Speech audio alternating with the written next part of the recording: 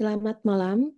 Pada kesempatan ini, izinkan kami untuk mempresentasikan hasil pembelajaran kami pada mata kuliah Network Programming dan Administration.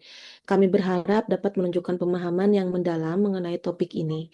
Adapun anggota tim kami saat ini adalah satu, saya sendiri, Nende Nuraini Fadilah. Lalu yang kedua, Muhammad Fakih. Yang ketiga, Randy Ardian Pancaputra. Yang keempat, Muhammad Abduh. Yang kelima, Andi Triharyono. Dan keenam, Dimas Prayogi. Akan dimulai dengan topik yang pertama. Ya, next, Mas.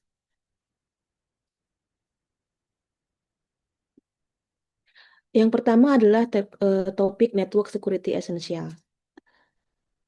Ya, next. Adapun perkenalan dengan dan tujuan untuk topik ini adalah network adalah inti perusahaan modern, semua perangkat terhubung dan membentuk suatu sistem. Parameter jaringan adalah batas antara sistem internal dan juga internet. Batas ini adalah target utama serangan. Batas jaringan adalah titik keluar masuk ke internet, dan ini adalah target utama penyerang.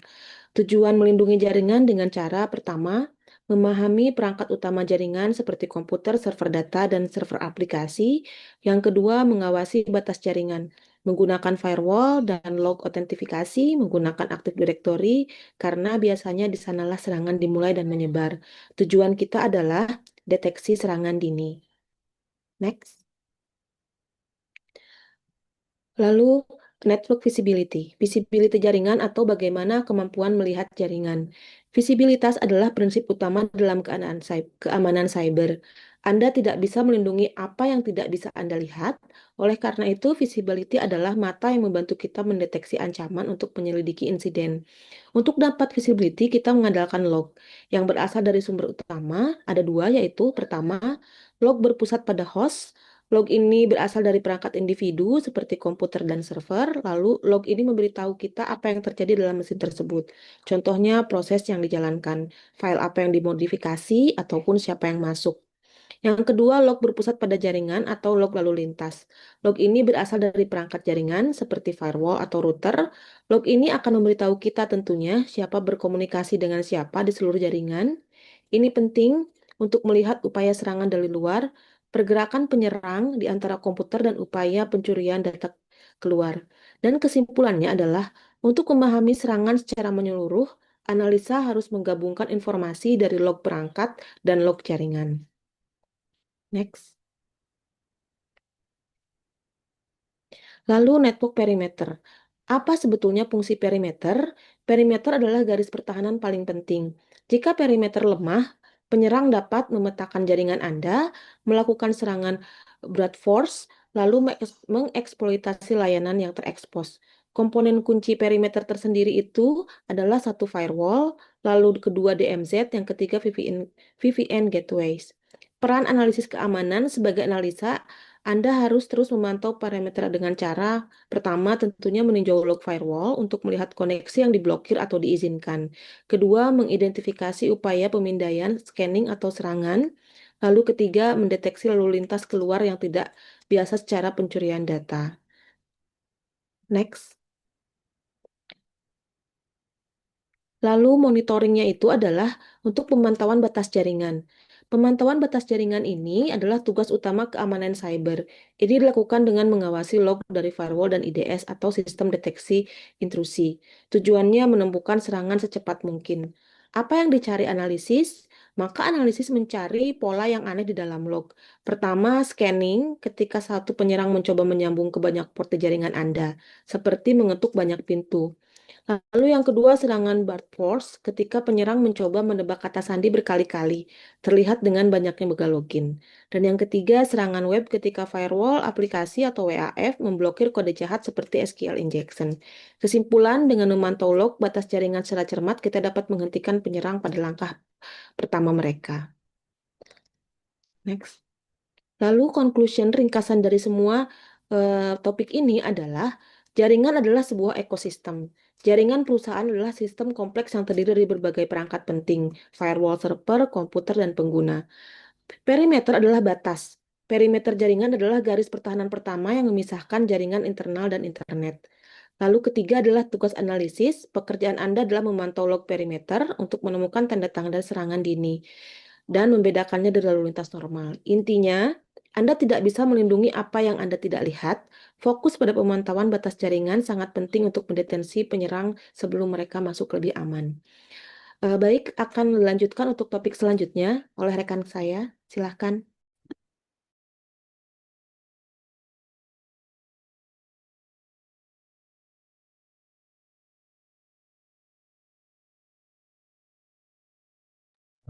Mas Fakih mic-nya.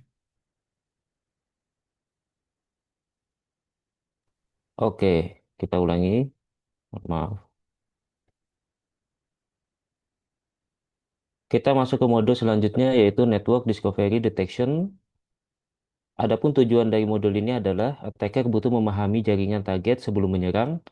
Mereka melakukan network discovery untuk mengetahui yang pertama host aktif, IP address, port dan service, dan struktur jaringan. Kemudian masuk ke Attacker and Defender Network Discovery. Attacker Network Discovery, attacker mencari info tentang aset jaringan seperti IP, port, service, OS, vulnerability yang bisa dieksploitasi. Tujuannya adalah mencari celah untuk masuk ke dalam jaringan. Kemudian Network Discovery, inventari aset, menutup port atau service tidak perlu, memastikan vulnerabilities sudah dispatch, mengurangi attack surface. Kemudian eksternal versus internal scanning. External scanning adalah aktivitas pemetaan jaringan yang dilakukan dari luar organisasi, biasanya oleh attacker yang mencoba memindai aset-aset publik di perimeter jaringan. Aktivitas ini termasuk fase recognition dalam metode at NCK karena attacker belum masuk ke jaringan dan hanya mengumpulkan informasi awal. Kasus seperti ini biasanya dianggap beresiko rendah dan SOC analisis dapat memblokir IP tersebut melalui firewall meskipun attacker dapat kembali dengan IP berbeda.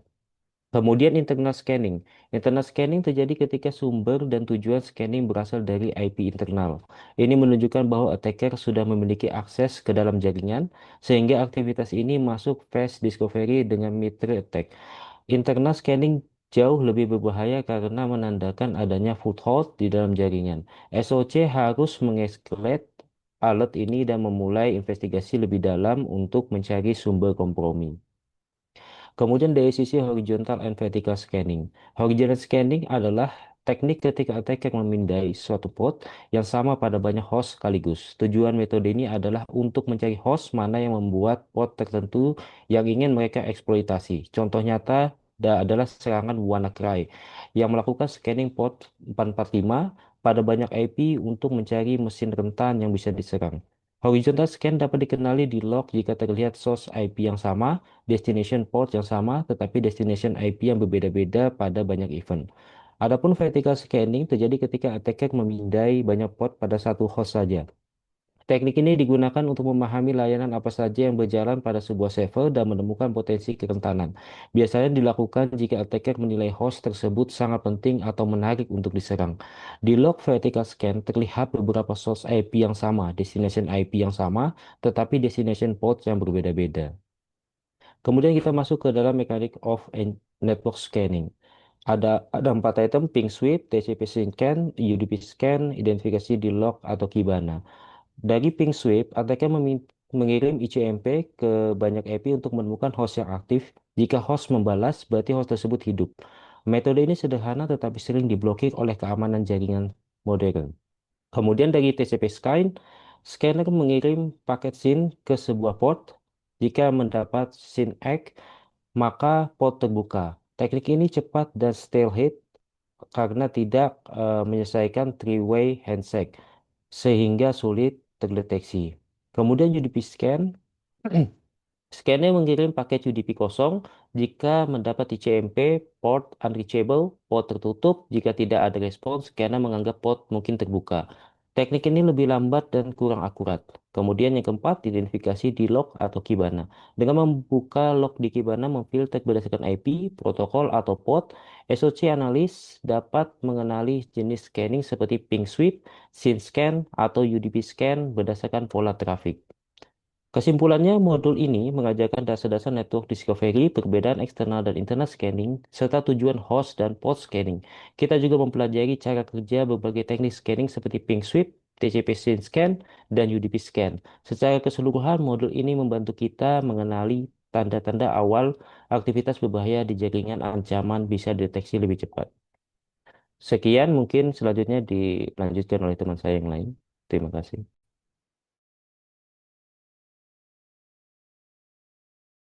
Oke, selanjutnya yaitu data exfiltration detection. Oke, lanjut. Apa itu data exfiltration? Pengertiannya yang pertama di sini data exfiltration adalah pencurian data secara tidak sah dari komputer atau jaringan oleh pihak yang tidak berwenang. Tujuannya ialah mengambil informasi sensitif seperti data pribadi, file penting, atau kredensial. Dampak dampaknya itu di sini ada tiga.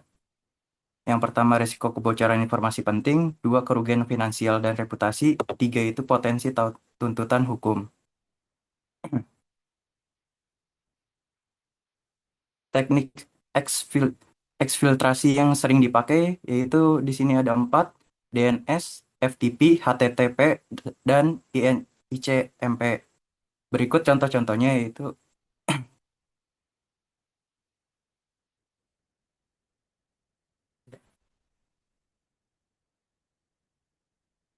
yang pertama tuh DNS, kedua FTP, di sini ada jaring pencurian datanya, terus terus ICMP dan HTTP. Udah, lanjut.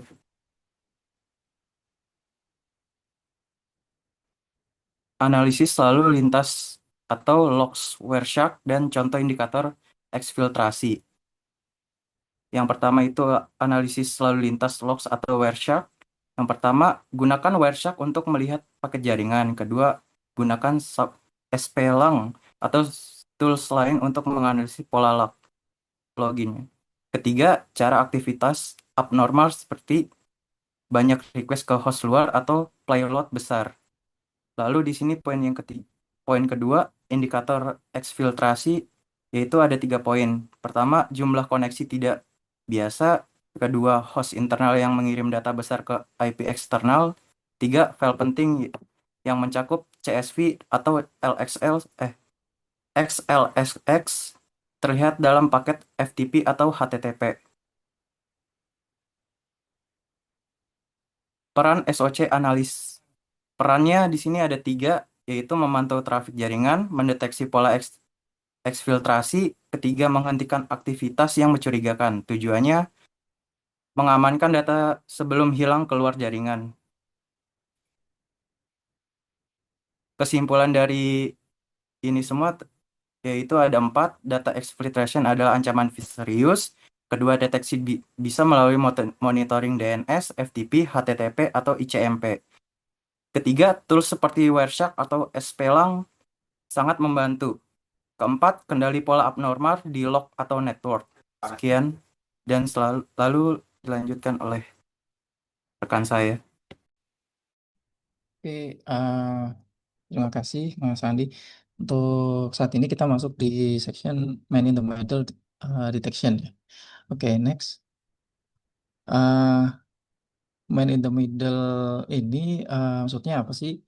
Ini adalah uh, serangan ya yang dilakukan oleh seseorang dalam tanda kutip pelaku gitu ya, pelaku jahat gitu ya. Biasanya dia akan melakukan intercept komunikasi.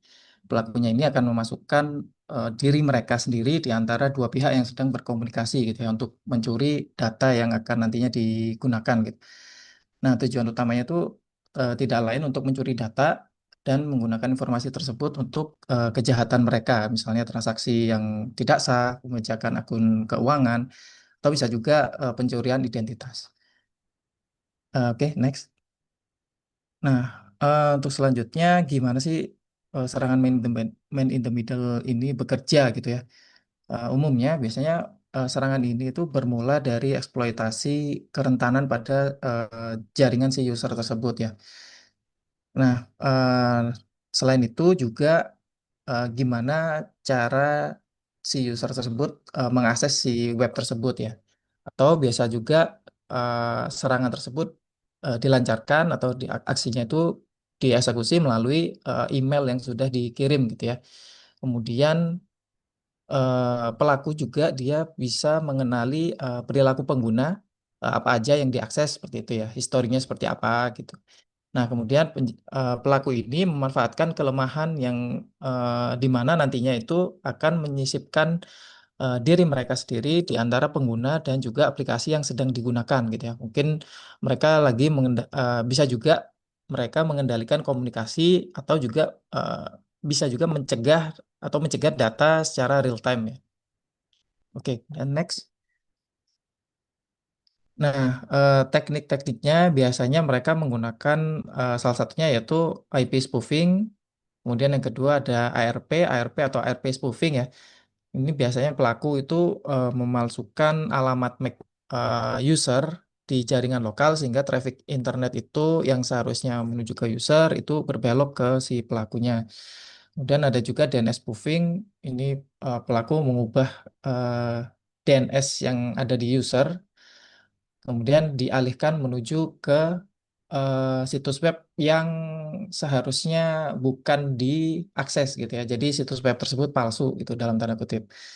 Kemudian ada HTTPS spoofing, ada SSL hijacking dan SSL stripping. Nah, ini untuk SSL hijacking biasanya pelaku itu menggunakan sertifikat SSL palsu ya. Biasanya kita akses ke dalam contoh gitu ya, Google gitu. Biasanya kan HTTPS, www itu Google. Nah, itu HTTPS itu adalah salah satu protokol yang biasa digunakan dan itu sudah menggunakan sertifikasi yang eh, terpercaya gitu ya dari pihak Google-nya. Nah, itu biasanya mereka melakukan eh, apa intercept atau menyisipkan sertifikat yang palsu gitu.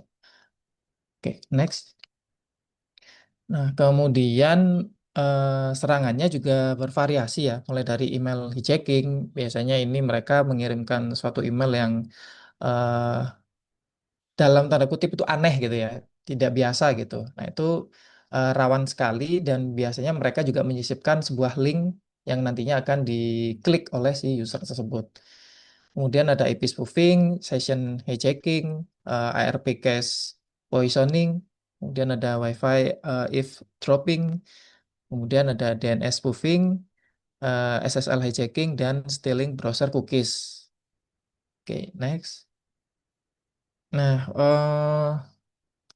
cara mendeteksi man in the middle ini ya biasanya itu kalau serangannya itu biasanya kan terjadi itu ada dua fase ya, ada apa intercept atau penyadapan, kemudian ada dekripsi untuk mencuri data. Nah, untuk mendeteksi ini biasanya yang paling sering itu ada peringatan sertifikat ketika kita mau mengakses sebuah web gitu ya atau sebuah situs biasanya nanti muncul tuh peringatan dini ya biasanya dari masing-masing perangkat gitu.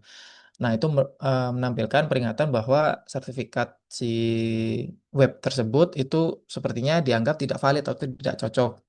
Nah, itu biasanya kalau kita menyadari, oke, kita nggak apa-apa, kita bisa lanjut gitu ya. Ada tombol next atau ya biasanya ada klik link di bawahnya gitu ya.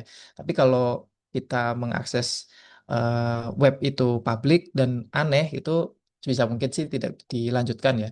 Kemudian URL-nya itu juga yang digunakan itu aneh gitu. Jadi situsnya yang biasa kita buka kok seperti ini gitu ya. Kita biasa mengenali seperti ini, tapi ada perlakuan yang aneh gitu di web tersebut. Nah, itu biasanya sudah ada sesuatu di dalam web tersebut gitu. Oke, next. Oke, sekian dari saya. Mungkin dilanjut oleh Mas Dimas. Silahkan Mas Dimas. Terima kasih. Ya, Assalamualaikum warahmatullahi wabarakatuh. Selamat malam. Saya akan melanjutkan presentasi modul Intrusion Detection System atau IDS fundamental. Oke, next. Nah, apa itu IDS? IDS itu sistem yang digunakan untuk mendeteksi aktivitas berbahaya atau tidak wajar dalam jaringan atau pada host. IDS dibagi menjadi dua. NIDS itu monitoring jaringan atau network traffic di jaringannya, lalu ada HIDS, yaitu host, memonitor aktivitas di level host. Oke, next. Nah, untuk NIDS itu, Network Intrusion Detection, itu dipasang di jaringan, biasanya pada network perimeter, bisa pada firewall atau router sama switchnya. Nah, habis itu di NIDS ini dia memonitoring traffic yang lewat pada segmen jaringan. Terus habis itu cocok juga NIDS ini lebih cocok untuk mendeteksi serangan di seperti port scanning, apalagi port-port yang rentan seperti FTP 21, SSH 22, sama mungkin HTTP yang port 80. Terus ada yang brute force, yang percobaan login, terus sama traffic mencurigakan lainnya. Nah, tools yang biasa dipakai NIDS ini itu ada Snort sama Suricata. Berikutnya, next. Oke. Nah, yang berikutnya itu HIDS atau Host Intrusion Detection System. Biasanya dia dipasang agent. Agent bisa dipasang di server maupun di client user. Nah, di sini dia memonitoring file system, perubahan file, proses dan log lokal. Nah, HIDS ini cocok untuk mendeteksi malware, privilege escalation atau perubahan file penting. Nah, perubahan file penting ini biasanya di web defacement dia merubah, terus habis itu privilege escalation sebelumnya dia masuk bukan akun sudo, terus dia bisa masuk ke sudo, bisa merubah eh, permission dari file-file itu. Nah, setelah udah merubah file-filenya itu, baru deh dia ngerubah-ngerubah file penting biar kita nggak bisa masuk. Nah, toolsnya biasanya Wazoo. Nah, oke, next.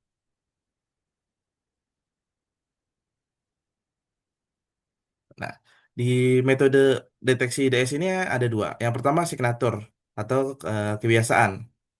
Nah, setelah kebiasaan ternyata ada juga anomali. Itu yang tidak biasa. Contoh, yang signatur. Base itu yang biasa kita kenali itu SQL injection. Itu ada union select. Dia ngambil semua SQL-SQL-nya, habis itu ada port scanning. Dia biasanya nmap. Ada juga mungkin yang di scan kalau kedetek di Wazoo itu ada web scan kalau misalnya webnya berbasis WordPress, terus ada request authentication gagal dalam waktu singkat brute force. Karena percobaan login kalau manusia biasanya kalau gagal itu paling percobaan 2 kali 3 kali. Kalau brute force biasanya pakai bot itu bahkan 1 detik bisa 3 kali. Nah terus habis itu ada anomali base. Nah itu ada tanda-tanda DDoS seperti lonjakan traffic yang tiba-tiba. Biasanya kalau SOC atau NOC monitoring jaringan biasanya mungkin udah hafal. Ini peaknya di jam segini, normalnya segini. Terus habis itu tiba-tiba naik. Nah, ada perkiraan, oh kayaknya entah lagi di scan atau lagi di DOS. Nah, habis itu yang tadi dikatakan ada perubahan. Perubahan escalation atau permission dari sebelumnya user www data jadi sudo, bisa menjalankan sudo. Nah, oke next.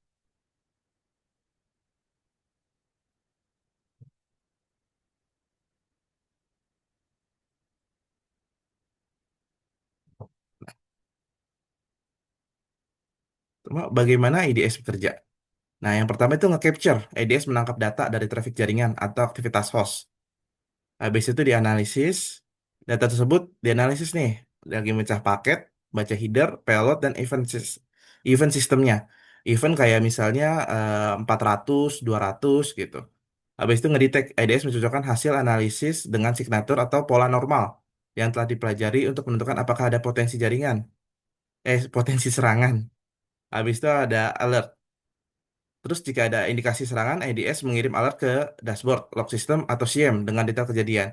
Alert ini kalau di SIEM bisa integrasi dengan email maupun Telegram chatbot. Oke, next. Nah, jadi IDS adalah sistem deteksi serangan yang bekerja dengan menganalisis traffic atau aktivitas host menggunakan pendekatan signatur dan anomali base. IDS tidak menghentikan serangan secara otomatis, tapi memberikan peringatan kepada administrator. Tools yang umum digunakan antara lain Snort untuk network IDS dan Wazoo atau OSEC yang tadi saya lupa. Habis itu untuk host IDS. Oke, next. Nah, presentasi untuk modul berikutnya saya serahkan ke rekan saya. Baik, kali ini saya akan membahas tentang Snort. Jadi, Snort itu merupakan sebuah open source intrusion detection atau bisa disebut IDS dan IPS, yaitu Intrusion Prevention System, yang digunakan untuk mendeteksi, menganalisis, dan mencegah aktivitas mencurigakan atau serangan pada jaringan komputer secara real time. Sistem ini mempunyai fungsi utama yaitu mendeteksi dan mencegah serangan dan aktivitas mencurigakan dalam jaringan, dan juga dikembangkan oleh Martin Roche pada tahun 88. Snort menganalisis paket data jaringan secara real time menggunakan role-based detection, memeriksa paket data terhadap aturan yang dibuat menemukan aktivitas mencurigakan. Jadi jika ditemukan pola serangan sesuai rule-nya, Snort sendiri akan memberikan alert atau memblokir paket tersebut jika digunakan sebagai IPS. Next. Komponen utama Snort yaitu ada paket decoder, preprocessor, detection engine, output stage. Untuk pengertiannya itu paket decoder mengurai paket jaringan dari berbagai protokol. Untuk preprocessor memproses paket sebelum pemeriksaan rules, misal defragmentasi paket dan menormalisasi data. Yang ketiga, detection engine memeriksa paket berdasarkan aturan atau rules. Dan yang terakhir, output modul menghasilkan laporan alert, log, atau tindakan pencegahan. Next.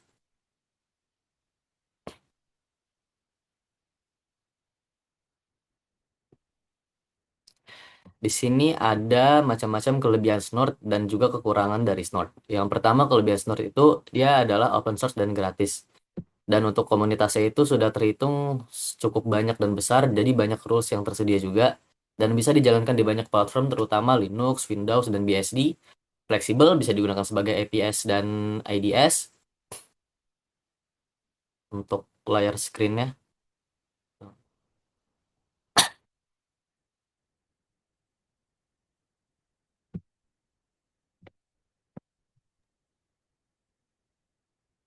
Mohon maaf mas untuk layar screen-nya.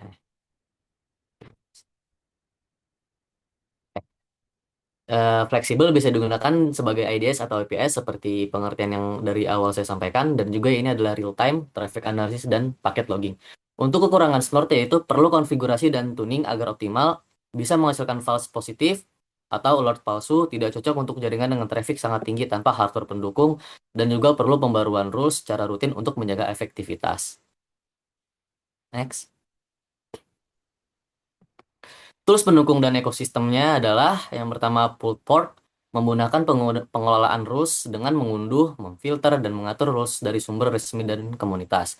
Dan juga mengurangi kesalahan manual dalam mengupdate rules. Yang kedua, Barnyard 2 membaca file log dari Snort dan mengirimkan data ke database, yaitu MySQL, PostgreSQL, atau PGAdmin 4, dan lain-lain. Memudahkan analisis data dan integrasi dengan sistem lain. Dan juga ada Snorby menggunakan monitoring, analisis alert atau pesan, dan manajemen aturan melalui tampilan web yang user friendly. Yang terakhir adalah Basic Analysis dan Security Engine. GUI berbasis web untuk analisis hasil Snort, memberikan interface untuk melihat, mencari, dan mengolah alert Snort. Biasanya digunakan untuk forensik dan investigasi keamanan. Kesimpulan dari Snort ini adalah alat penting untuk menjaga keamanan jaringan, memiliki kemampuan deteksi serangan berbasis encryptor secara real time, membantu administrator jaringan dalam mengidentifikasi dan merespon ancaman, dan sangat direkomendasikan untuk digunakan sebagai lampisan keamanan tambahan dan jaringan. Dan juga adapun kesimpulan jaringan komputer yang kami bahas itu ialah merupakan elemen penting dalam organisasi yang memerlukan perlindungan maksimal dari ancaman eksternal. Untuk itu, pemahaman ini terhadap perangkat jaringan seperti komputer, server, dan firewall sangatlah penting.